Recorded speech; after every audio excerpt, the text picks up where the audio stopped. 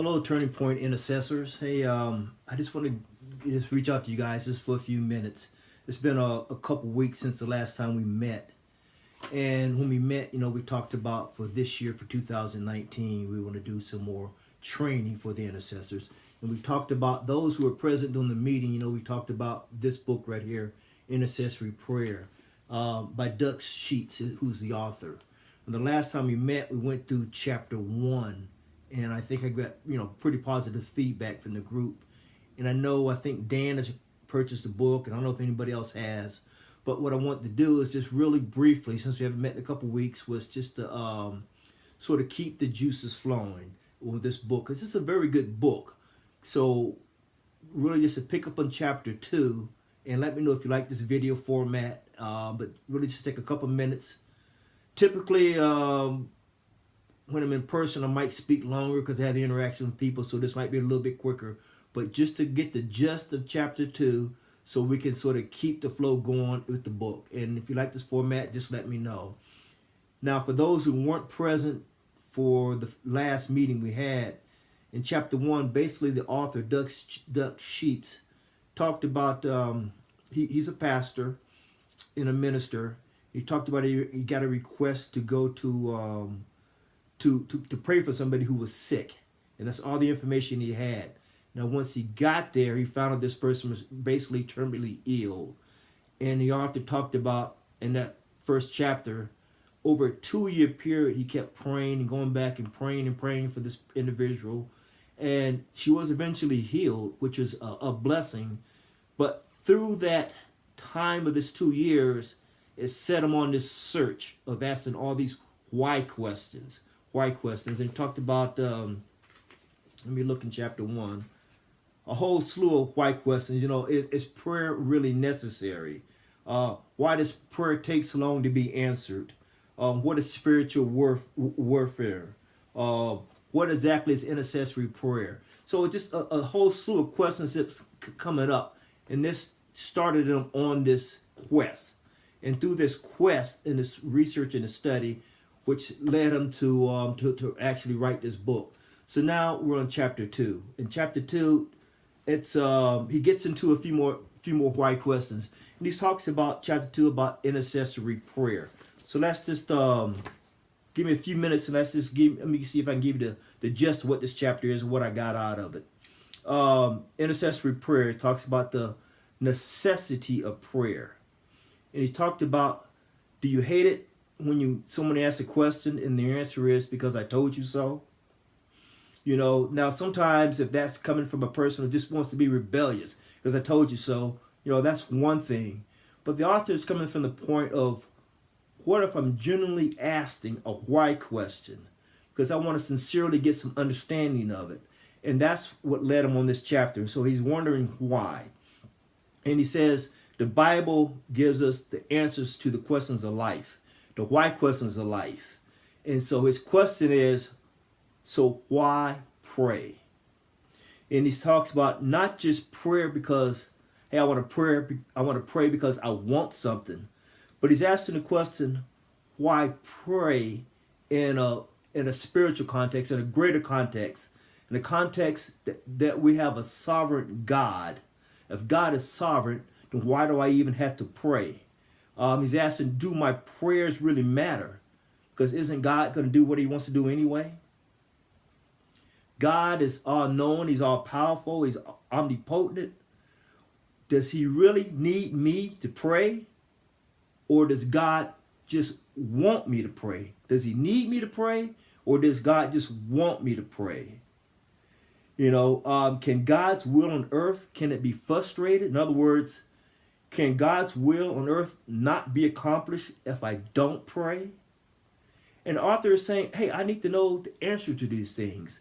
And so that's what this chapter is about. And he says, when God says, pray, I want to know if it matters.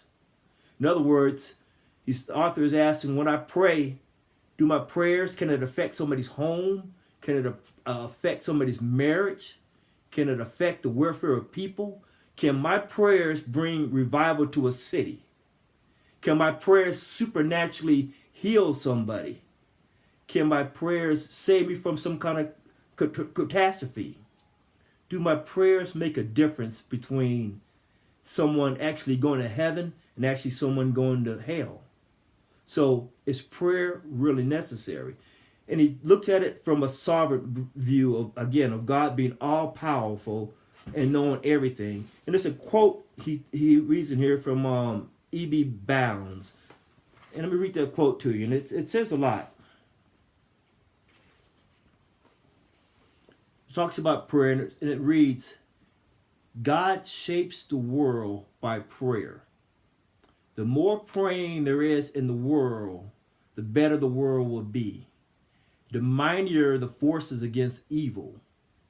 The prayers of God's saints are the capital stock of heaven, of which God carries on his great work upon the earth. God conditions the very life and prosperity of his cause on prayers. So that says a lot right there. So prayer is definitely necessary. So the author goes on and talks a little bit about God's original plan. And to answer all these whys, he says it lies in God's plan when God created Adam. What did God intend when he created Adam? He intended for the human race, meaning Adam, Eve, and all the descendants, the human race, to have dominion over the entire earth and over all creation. And you can read it on your own. I won't read it now, but you can go back and read Genesis 1:26 through 28. Then you can also go back and read Psalms 8, verse 3 through 8. Again, read it on your own, and we're probably familiar with Genesis 1:26. It talks about let us make man in our own image. Goes on towards the end, be fruitful, be multiply, fill the earth, replenish it. And then you talk about in Psalms, it talks about, what is man that is made just a little lower, than the angels, than Adam. Then he talks about, have dominion over the beasts of the field, the birds of heaven, the fish, and whatever passes through the paths of the sea. So go back and read those two on your own just to get a little bit better of understanding what God's original plan was for man. Again, Genesis 1:26 through 28 and Psalms 8:3 through 8. And he says, the author talks about Adam is God's representer on earth. God's representer on earth. In other words, he's saying Adam and again, the descendants, we're God's managers on the earth. In other words, we're God's stewards. We're God's governors. We're God's mediator. We're a mediator to go between heaven and earth. We're God's representative on earth is what he's talking about. And he says God didn't give away the ownership of earth. He didn't give it away, but he did assign the responsibility of governing earth to humanity. And that's an awesome responsibility. In Genesis 2, verse 15, it says, Then the Lord took the man and put him in the Garden of Eden and said to cultivate it and to keep it. In other words, it was man's responsibility to guard and protect the earth. In other words, to be a watchman. So Adam actually carried the weight of the world. The weight of the world Adam carried, and he represented God in that duty, but he had full authority of God. In other words, Adam was in charge. Even though God had full authority, but Adam was in charge of the earth because it was given to him to do that duty. And he says, man is made in the image and glory of God. So God is actually recognizing humans, and also vice versa, if you think about it. It's some of humans also in God because he made them in his own image. So you see the earth, if the earth was to remain a paradise, it was going to be because of humankind.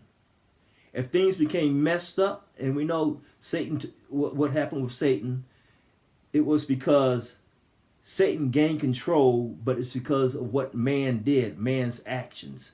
So actually, God took a risk with man when he created us. He placed a spirit in us, he loved us, and he wanted to have a relationship with us. In other words, to be a family. God wanted to have a family. So think about it. Adam's authority was so complete and final over the earth that Adam had the authority to actually give it away. God set it up. Authority on earth, all Adam had it all. Even had the authority to give it away. Look in Luke 4, verses 6 through 7. It says, Satan tempted Jesus.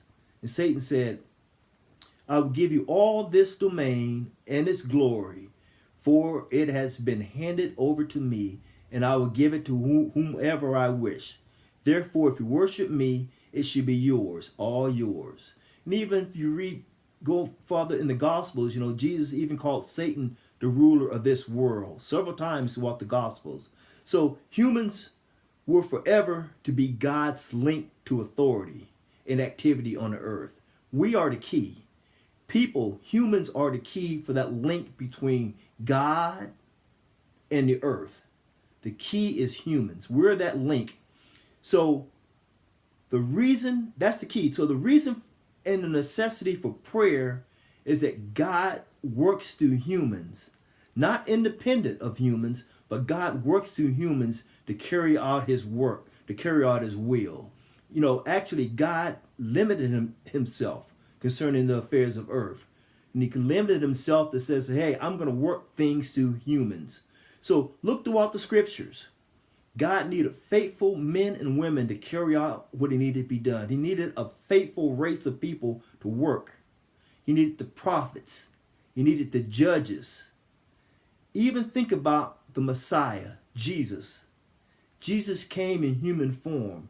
God even needed a human to send Jesus through to accomplish his work. Humans are needed to heal. Humans are needed to be the voice of heaven, to be God's feet to go forth and do the work. So let that motivate you. Why do we need prayer? Why do we need intercessors? Because God works through us. That's the way he set it up from the garden. That's the way, as Jesus came, things have been restored. But God is still working through us. And two quick examples as I'm going along. Let's look at Elijah. In 1 Kings 18, it said, God spoke to Elijah and said, go show yourself to Ahab, and I will send rain on the face of the earth. Judgment was on the earth. All right. Judgment was on earth, and it hadn't rained for 3 years. And then Elijah prayed 7 times, and finally God sent the rain. But look what it said. Remember I said? It said God spoke to Elijah, and he said, go. Okay? It was God's ideal, it was God's will to send the rain. But he didn't do it. He spoke to Elijah. See, it took Elijah, or humans, prayers to birth the rain. God chooses to work through people. Remember, through intercession, through intercessory prayers, we can bring down heaven. We can bring down heaven to the earth. And we can enable this church to conquer the world. One more example before I sign off. Look at Ezekiel 22, verses 30 through 31. And it said, I, meaning God, I searched for a man among them who would build up the wall and stand in the gap before me for the land, that I would not destroy it, but I found no one. Thus I have poured out my indignation on them. I had consumed them with fire of my wrath. Their way I have brought upon their heads. So he brought the wrath upon their heads because of their ways. So it's saying here in Ezekiel, God's justice, his justice demands judgment because God is sovereign. But God's love wanted forgiveness, but he couldn't find anyone. So it's saying if God could have found a person who would ask God to spare his people, God would have showed mercy. But there was no one, so God had to destroy them. So if nothing else motivates you, why am I an intercessor? Understand your purpose. Understand this connection between us and God. We have to rise to this occasion, accept this invitation to be co-laborers with God himself.